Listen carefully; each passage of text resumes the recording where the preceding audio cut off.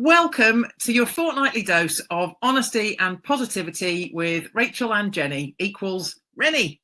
So we're two practicing humans and coaches, and the premise of our show is that we talk about everything from socks to self-belief. So it could go anywhere, and it usually does. We prepare the questions in advance, but we don't tell the other person. So it's always a nice surprise to see what happens. If you're interested in personal development and professional development, learning top tips, how to make positive changes in your life, then grab a brew, step outside for a walk, take the dog out if you've got one, and pop us on so that you can hear what we're up to. If you'd like to be a part of the show and send us your questions, please do. Jenny will tell you more about that at the end of the podcast. So until then, enjoy the ride. Hello. So welcome to episode 46 of the Renny Show.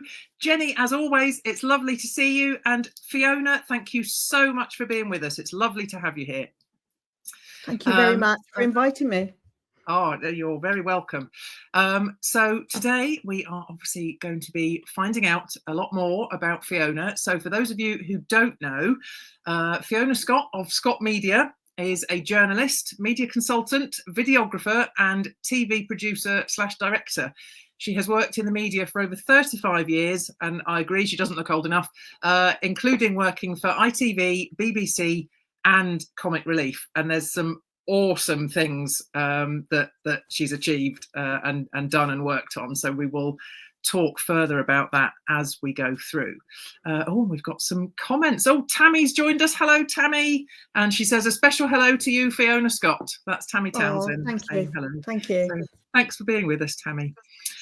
Right. Well, without further ado, so we, for Fiona, obviously, that the questions are going to be a complete surprise, which is always the case on the Renny Show, for those of you that haven't watched before.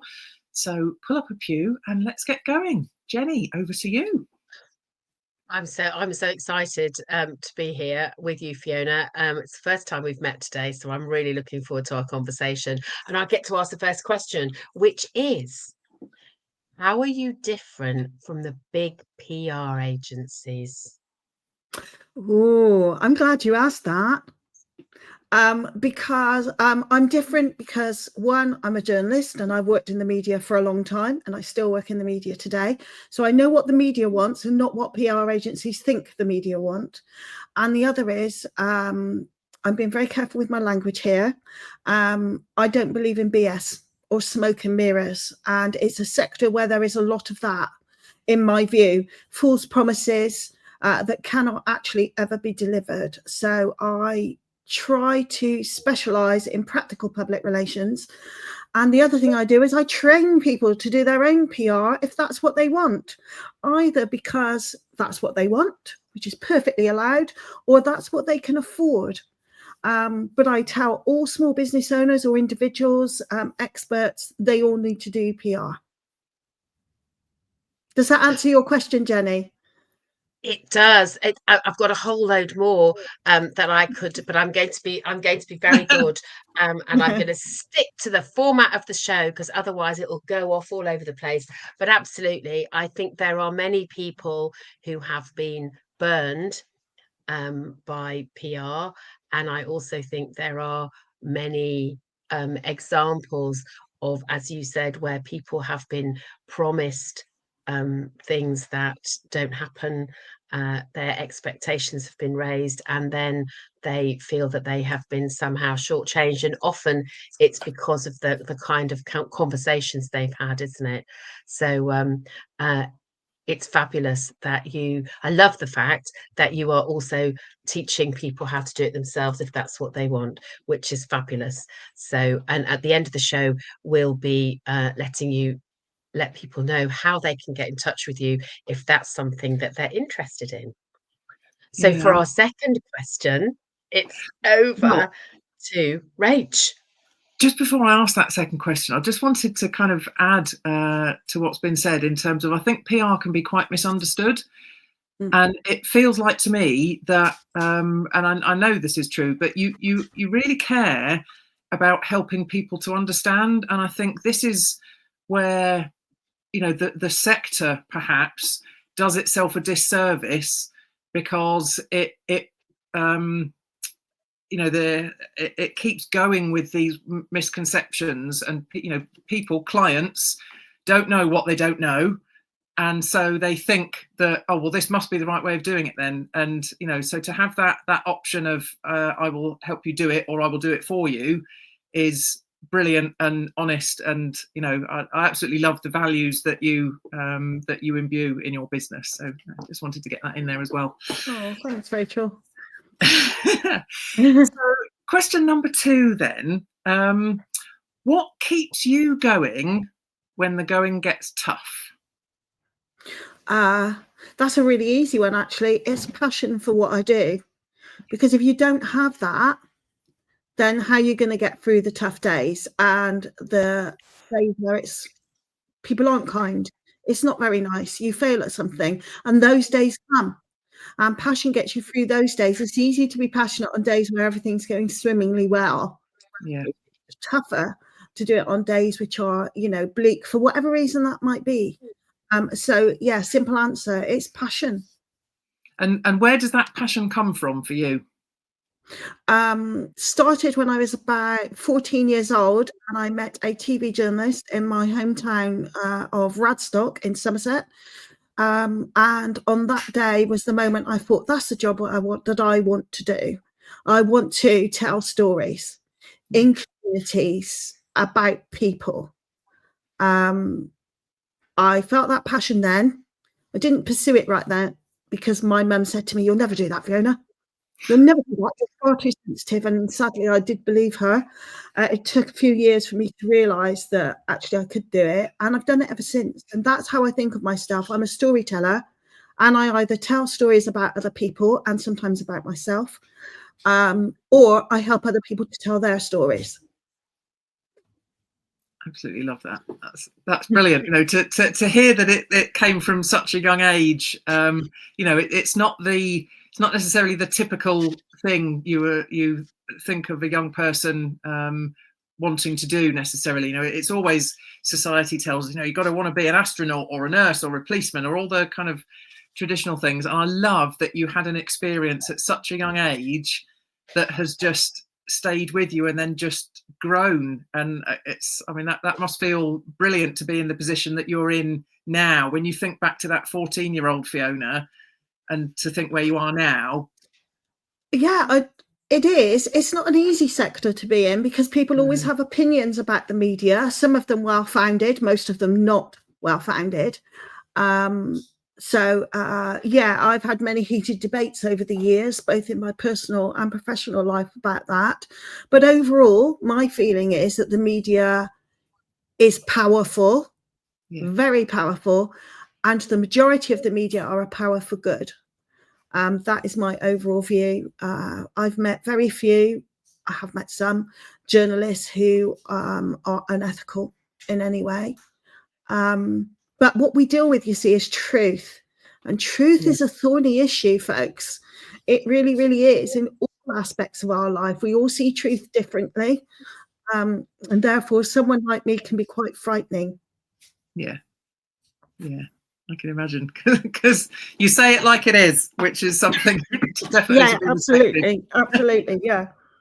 But I actually find it really interesting as well to hear, after all these years in the industry, that the majority, because I think the media does get a bad reputation because of the few who perhaps either act unethically or bend the truth, shall we say. So to hear from someone that's embroiled in it, that it's majority really good people who want to tell the story, want to tell the truth, is absolutely fantastic to hear and quite refreshing, I think. We've had a few comments, so I'll just read some of those out. Tammy says, "You are definitely passionate about what you do, and that really shines through." I thought you'd like to hear that. Oh, that's good. Yeah. That's good. And Barbara Leatham says hello, and Hannah Edwards, oh hi Hannah, says, "You can't moan about the media and then want them to write about you." That's so true. I'd never thought of it like that, to be honest. That's really interesting. I say that quite a lot. I say that quite a lot. And I also think the vast majority of people, most of the time, most people don't go to work to do anything other than their best. So I don't think most people set out. I think sometimes what we have to be mindful of is that that they're often that people are looking for a particular slant, aren't they?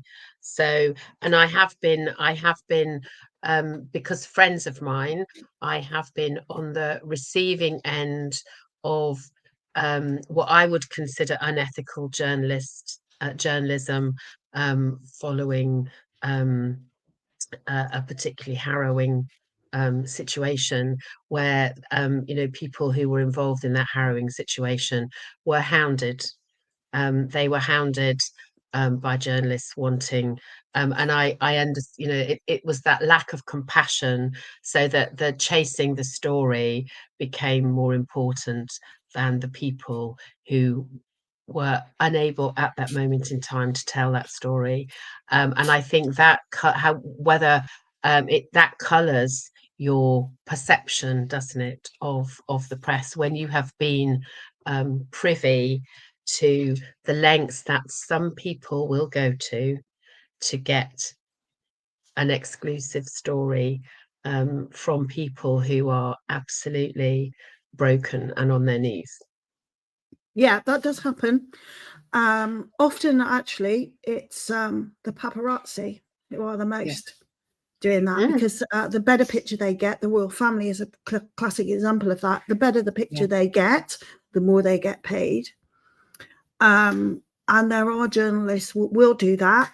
Often, we have to remember they're tasked to do that by their line managers, which might be a news editor, and their fear of not doing that will outweigh their fear of annoying someone or causing stress to someone who is already in a very desperate situation, whatever that might be. That's when the crisis management comes in. I've spoken to many families where they've suffered a sudden death in the family. That might be through criminal intent or through a tragedy.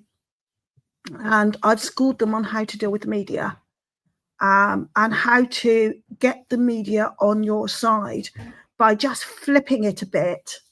I do remember distinctly when I started, there was something called the death knock, and journalists, as a rule, hate doing that. They're told to go and knock on the door of someone who suffered a tragic bereavement. And early on in my career, when I moved to Swindon, there was a massive car accident where lots of people died, and some were local. And I was so scared of my news editor that I knocked on the door a couple of times. And of course, I won't. People swear at you to go away. They don't know who you are. So I developed a little strategy, rather out of pain of having to do it. So I would just write a little note and put through the door, say, this is who I am. This is my phone number. If and when you're ready, if you wish to pay tribute in any way to your loved one, please get in touch. And then I would walk away. I would consider I had done my job. Yeah. As the news editor wanted, I had not trampled all over someone's feelings. And I would say in about 30% of cases, I would get that phone call probably a week, a couple of weeks, maybe even a month later. But that was, frankly, putting it bluntly, that was a higher conversion rate than knocking on the door of someone who's bereaved and being told to go, and therefore getting no story at all. So actually, compassion generally leads to a much better conversion of stories than being desperate and behaving in that way. And that is an absolutely beautiful example, isn't it, of how you can, it's the win-win that we all that works best is. So thank you for that, Fiona. I really appreciate that. I will use that as a great story of how even in tricky situations, because news is in the moment, isn't it? Often, it's current, so it can be tricky. And I feel terrible now as well for the journalists who are told to go and knock on those doors. I'd never really thought of it like that before. Well, you imagine being told, right, Rachel, 3 people have been killed. Here's their addresses. You've got to go and knock on the door. Oh, goodness. And, that's what happens. Yeah, that's the reality. So I developed this little strategy, and then the confidence to say, I'm not going to do that. Yeah. No, that's not the type of story I want to write. Whereas putting a letter through the door and allowing them to come to you when they are ready, that is the type of story I'm happy to write, because it's coming from them, and not from me imposing myself as a complete stranger into their situation, which is often harrowing. When it comes to criminal intent, though, we are the law controls what journalists can do. Yeah. Literally, I'm not kidding you, ladies. Only a couple of weeks ago, I was contacted by a business contact who has suffered a murder in his family in the last month.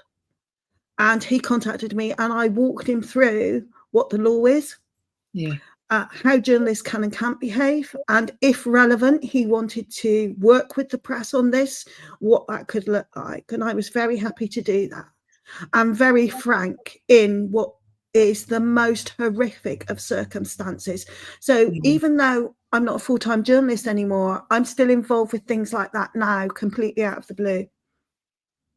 And I think there are so many people, sadly, who find themselves in that situation, who have no idea.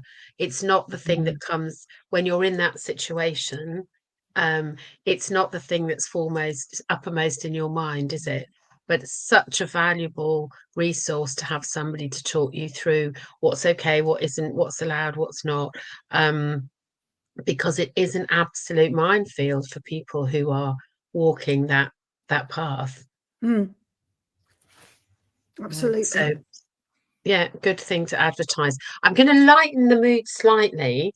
Go on. With our third question, because everybody loves a story, particularly kind of, rags to riches, that kind of fabulous, that kind of story. So our third question is, what's the most unexpected win that you've had so far in terms of stories? Oh gosh, that is a huge question and a very good one, because I've had lots. So if I go back to my journalism days, one story that really sticks with me, and it's the value of contacts. So I was working in Swindon, and I always made it my business to befriend people who were what I call the great and the good in the community. And one of these chaps in Swindon ran a credit union. I guess people will know what a credit union is. And I would ring him. If we were short of stories, I'd ring him and just say, anything for me this week? Have they got any good stories? And one day he said to me, I've got this story about a lady who's come and she's borrowed £500 because this Christmas she's going to meet her son, who she hasn't seen for 50 years. Wow. And I was like, whoa, okay. So I said, is there any chance she'd talk to me? And so he asked. I was invited round, went to meet her and her husband. Lovely couple from Swindon. Anyway, it transpired that post-war, her marriage had broken down, and her previous marriage, and her ex-husband had taken their son to South Africa, and she had not seen him from that day to this. Had tried to contact him, had no way of doing so. Her ex-husband had then passed away, and she had got a message from her son, who had been told that she was dead. He had grown up his whole life not knowing that his mother was alive. And it was a comment at his father's funeral that made him realise that his mother was still alive.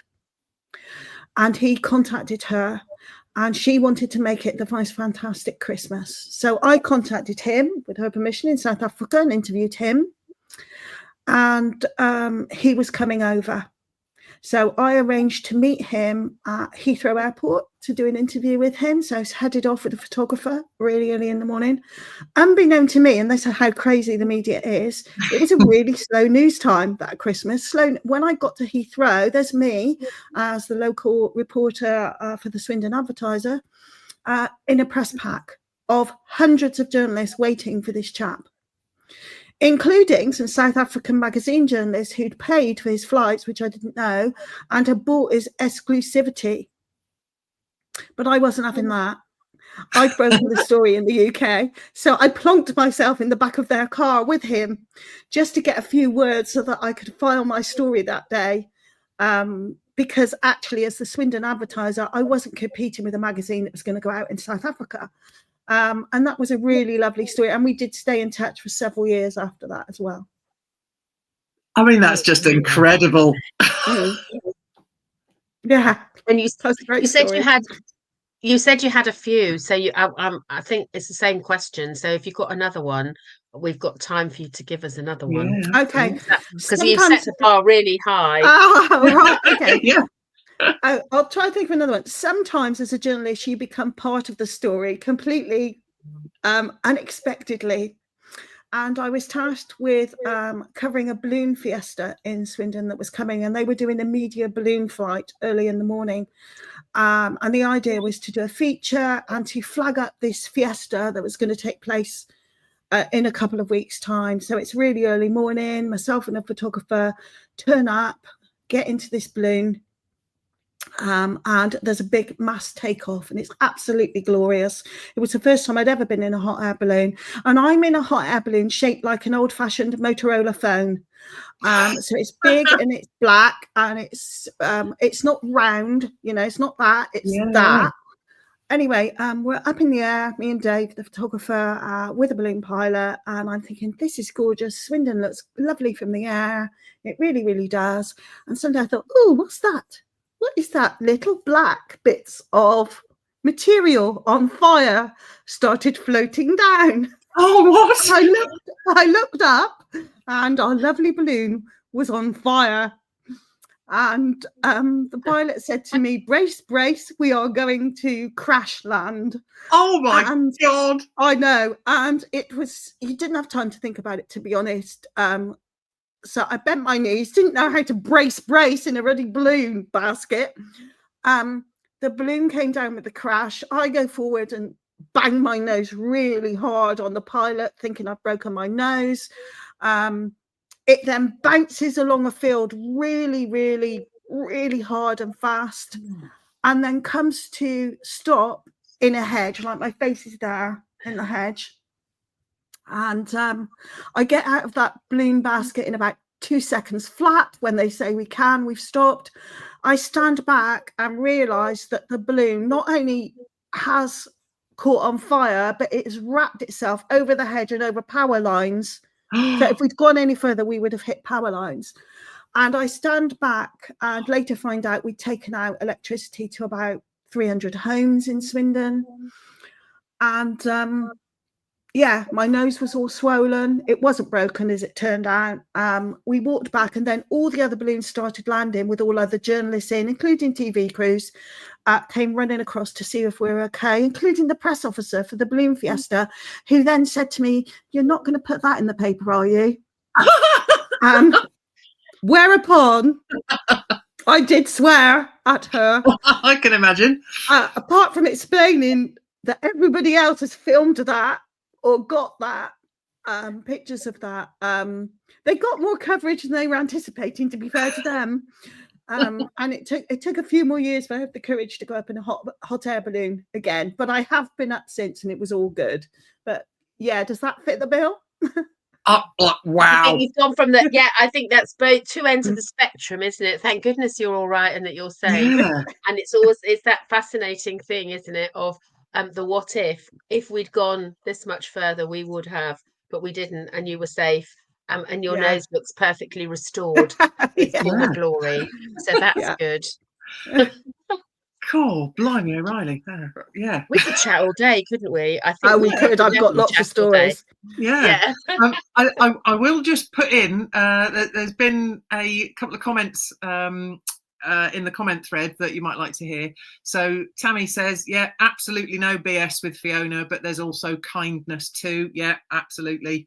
Totally agree with that. And Barbara says, had the pleasure of working alongside Fiona for many years. It takes courage to be truthful and ethical. Fee walks the walk and talks the talk. If you can respect and accept that is her nature, you will always know where you stand, and you know she will stand by you too. Yeah, I think that's lovely. That's beautiful, isn't it? And I think it sums you Quite up really lovely. well. That's fabulous. And it's great when it comes from somebody else. So well done. It's lovely. Absolutely. Now Absolutely. it's your turn. Yeah. So you get to ask us your question. So what would you like to ask?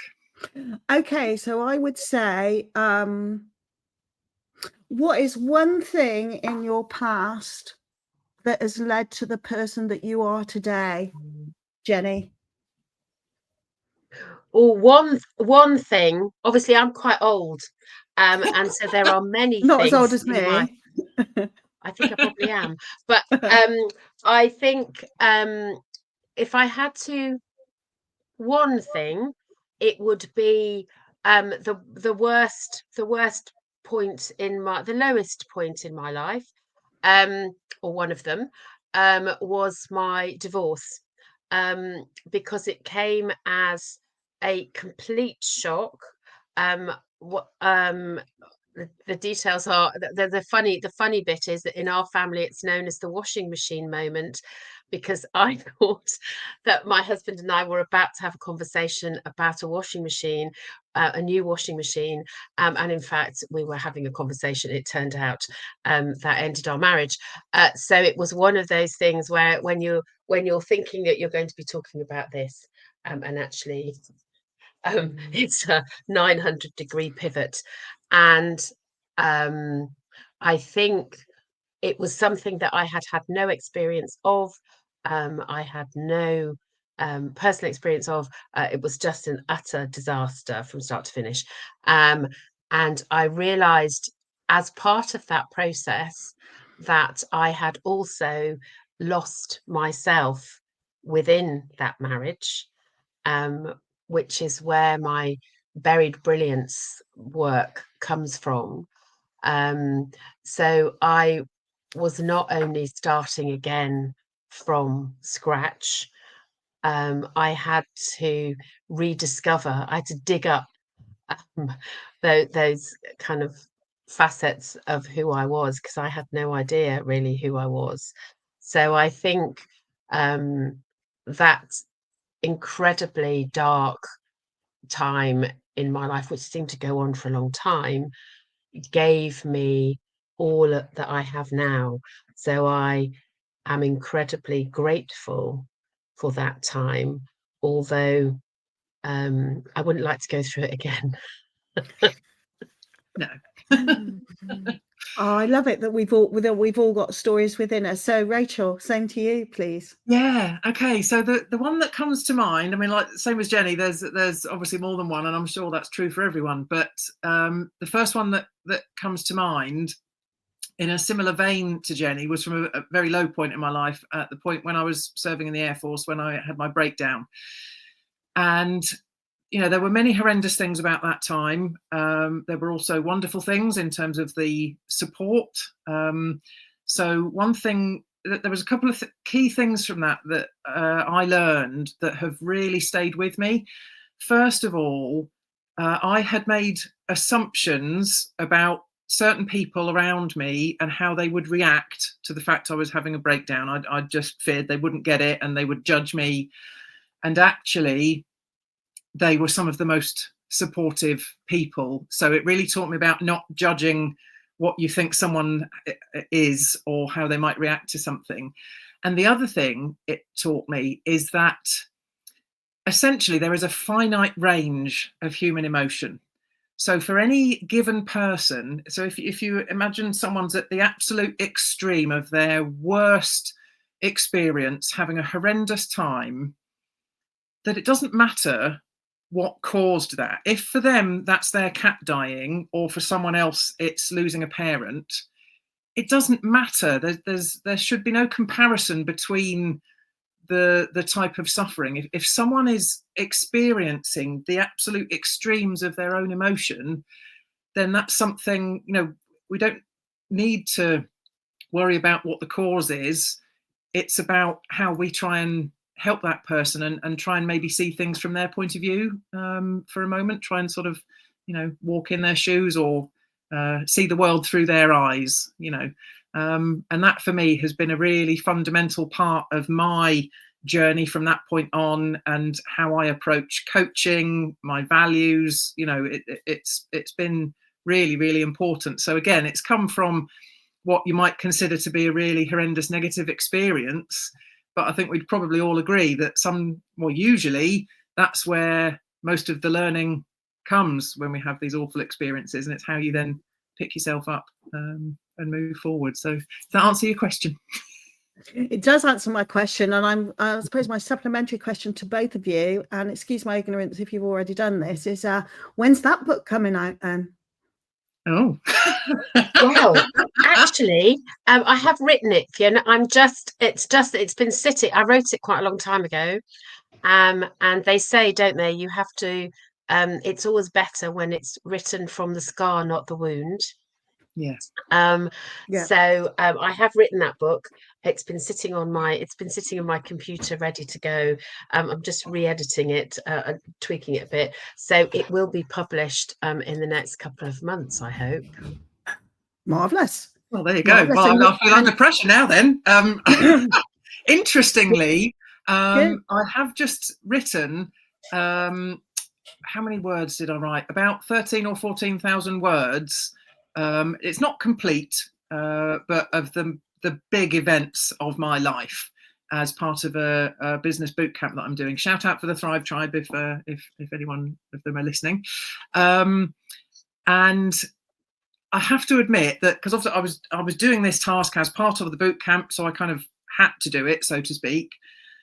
But actually, I was really pleased that I'd been put in a situation where that was something I had to do, because it really made me think about those experiences, but B, how I can use them in terms of whether it's a book, in terms of whether it's memories that I hand down to my children. You know, it caused all sorts of things to start whizzing around my head. So I guess the response is, watch this space.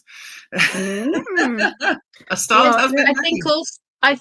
I think also there is that thing. One of the things that held me back from writing it was that the impact, and you talked about it earlier about compassion, isn't it? And it's compassion for the people who are either directly or indirectly involved, who may or may not read it. But there is a compassion. So actually, it was a real lesson in writing, with that in mind. So without taking away from my experience, because it's my story, and I often talk about the story that only you can tell.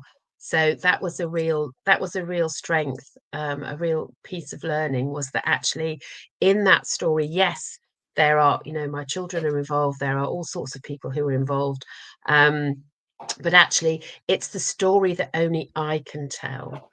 That is the crux of it, and that was what freed me to be able to write it. Good. I shall look forward to that, because it took me about 5 years to give birth to my first book, for all the reasons that you're describing, and it's taken me less than a year to write the second one. So just warning you. Well, I've actually written the second one, because it's a oh my goodness, book. You're ahead of me. So, and actually, well, there's three. I've written. I'm doing some doing micro booking is a thing. Who knew? So I'm loving. I'm doing some work with Asha Clearwater. For those of I know you two know her well. So we're doing some work together on micro books, which is just fabulous. So I couldn't narrow my idea down to one, so I'm writing two at the same time. But yes, but I do need to get the Brilliance book is what's coming out first. So yes. Okay. Well, when you do your book launch, we'll all expect an invitation. Yes, absolutely. Absolutely. Yeah. Absolutely. It goes without saying. And yeah. Tammy says she can't wait to read it, Jenny, your book. And my wonderful mum, who is an avid listener and watcher of the show, says, well done for sharing, ladies. So thank you very much for that. Thank you. Appreciate it enormously. Oh, blimey. Well, that's just flown by. But Oh, we're nearly there. That's almost the end. So thank you ever so much for your time, Fiona. It's been just you're welcome. wonderful being able to talk to you and get some insight from you. Before we finish up, can you tell us, people that have listened to the show, they want to connect with you, they might want to work with you, they want to know more of what you're about. Where can they connect with you and what's coming up for you business-wise? Okay, so you can. I've got a website, scottmedia.uk, so you can look on that. I have a Facebook group that anyone can join. It's totally free. My only real caveat is that you have to be serious about public relations and marketing. It's called Fiona Scott's PR Tribe on Facebook. Very welcome to join that. Especially if you mention the Renny Show, I'll let you in. And I'm on LinkedIn. I'm very active on LinkedIn. So you can find me, Fiona Scott, on LinkedIn. What's coming up? Busy year this year. I am publishing my second book, Tales of a Backwater Journalist. Yeah. So I'm working with Asha on that one as well. So first draft is done. So I'm editing second draft. I hope to get that out end of the year. I ran a very successful media summit with 5 journalists this year, where people could come and network for 2 days with journalists. And I'm thrilled to say that one of the people who attended has a page in the Telegraph today as we speak. Yes. Amazing. So that's really great. So I'm doing that in November next year, 2 days with national journalists. So a day of networking and then a day of working out how to pitch to journalists with journalists in the room. So you actually get to pitch to them. These things never happen. I'm sorry, blatant sales pitch. You need to come on it. Because it's all about stories. It's all about stories. What else is going on? My son turns 18 this year. So he's going off to college, to drama school. Oh, exciting. Yeah, really exciting. But he's the last of 4. So I'm feeling a bit of empty nest is going to be upon me this year. And Steve and I are approaching our 25th wedding anniversary. So we're off to Rome later in the year to celebrate that. Because I always mix family and business. I don't think they're interchangeable. I think that the personal and the business always mix. Yeah. So those are the things, if that answers your question. Oh, it does. That's fabulous. And we will also make sure that the places people can connect with you end up in the comments for wherever this video is shown as well. It's alive, isn't it? We're live. So that people can connect with you and find out how to get involved in things like your Facebook group and your PR Not BS summit. Or no, hang on. Is that the name of the summit? That's the name it's of the It's called the No BS Media Summit. That's it. No BS Media Summit. And of course, your podcast. We ought to give a shout out for your podcast. Oh, yes. Yeah, I've had a podcast for 4 years called PR Not BS with Fiona Scott. And I interview people I'm very interested in, plus journalists as well, because I'm interested in them. Because I am, at the end of the day, I'm a bit of a nosy old bag. That's true. I think we've probably all got that in common, in fairness. So nothing wrong with that. We call it curious. Fiona, not nosy. Oh, no, curious. That's fine. Yeah, I'll take curious. Although maybe that's why you're a journalist and we're coaches. Just a different word. Oh, dear. Well, I mean, Fiona, thank you for choosing to spend your time with us today. It's been an absolute joy to be able to talk to you. And, just from the amount of people that have been joining in the comments, I know that they've all enjoyed it, and lots of people will be able to continue to enjoy it on the various platforms, podcast platforms and YouTube and all the rest of it. So thank you once again. And it's time to sign off. So goodbye to you, Fiona, and goodbye, Jenny. Bye, everybody. See you soon. So we hope you enjoyed the ride. Don't forget, you can subscribe on your usual podcast platform so that you don't miss out on any of the shows that we do in the future. We broadcast fortnightly on a Wednesday at 12:30 GMT.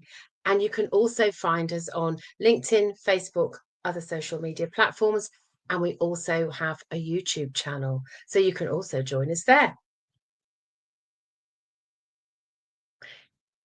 Whatever medium you listen or watch us in, we'd love you to join us again. And also, if you're sitting there thinking, well, I'm brilliant and inspiring at what I do, we'd love to hear from you so that you can be a guest on our show. Get in touch and let us know when and where you'd like to be involved. Or maybe you simply just want to join in the conversation. We love carrying on the conversation. So if you've got a comment on anything we've said, a query, a challenge, please get in touch with us. You may want us to ask a question in our next show. So please do that too. We'd love to hear from you, and we look forward to anything that you have to say to us. I think I've said everything. If I haven't, you can tell me that I've forgotten something. And until next time, stay brilliant, stay inspiring, and enjoy your fortnight. Bye for now.